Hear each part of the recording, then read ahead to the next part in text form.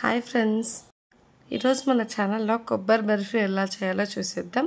ఎవరైనా సబ్స్క్రైబ్ చేసుకోని వాళ్ళంటే ఇప్పుడే చేసేసుకోండి. ముందుగా మనం పచ్చి కొబ్బరిని తురిమి పెట్టుకోవాలన్నమాట. ఇలా సన్నగా తురిమి పెట్టేసుకుంటే మనకి బర్ఫీ చాలా బాగా వస్తుంది.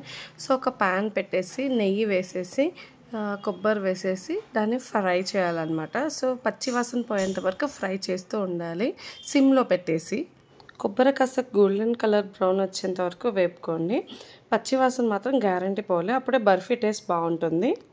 బర్ఫీ కోసం మనం బెల్లం పాకం కూడా చేసుకోవాలి. సో నేనైతే పచ్చి కొబ్బరి 2 కప్పులు తీసుకున్నాను కాబట్టి 1 కప్పు బెల్లాన్ని యూస్ చేయాలి. అప్పుడైతే పర్ఫెక్ట్ టేస్ట్ వస్తుంది.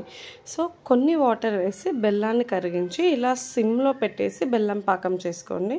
ఏదైనా గసి ఉన్నా మీరు ఫిల్టర్ చేసేసుకోండి కావాలంటే. సో మెల్లగా సిమ్లో పెట్టేసి ఆ స్మెల్ కానీ టెక్స్చర్ కానీ పర్ఫెక్ట్గా ఇలాగే వస్తుంది. చూడండి ఎంత మంచిగా స్మెల్ అయితే నాకు చాలా మంచిగా వస్తుంది. నెక్స్ట్ మనం కడాయిలో మళ్ళీ కొబ్బరి ఫ్రై చేసింది పెట్టేసి స్టవ్ ఆన్ చేసేసి ఈ పాకం అనేది దాంట్లో వేసేయాలి.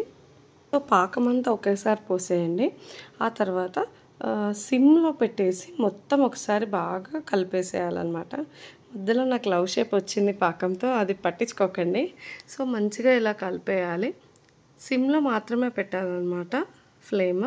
మనం వేసిన పాకంతో కొబ్బరి అంతా కలిసేలాగా మెల్లగా కలుపుకోండి. మొత్తం కలిపేసి ఒక 2 మినిట్స్ లో ఫ్లేమ్ మీద కుక్ చేయండి. తర్వాత 5 మినిట్స్ మీడియం ఫ్లేమ్ మీద కుక్ చేస్తే ఇప్పుడు పాకం అంతా దగ్గరికి అయిపోయి కొబ్బరితో కలిసిపోతుంది. ఇలా ఉండాలి పర్ఫెక్ట్గా. నెక్స్ట్ ఏదైనా బౌల్ తీసుకొని దానికి నెయ్యి రాసేసేయండి అడుగంతా. ఆ తర్వాత ఇప్పుడు పర్ఫెక్ట్గా కుక్ అయిన మన కొబ్బరి స్వీట్ని ప్యాన్లోకి వేసేసేయండి.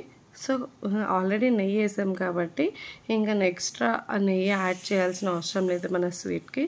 సో మొత్తం బౌల్లోకి వేసేసి స్పూన్తో స్ప్రెడ్ చేసేయండి. ఆ తర్వాత ఒక కప్కి కానీ ఏదైనా దానికి నెయ్యి రాసేసి దాన్ని ఇలా స్ప్రెడ్ చేసేసేయండి నీట్గా.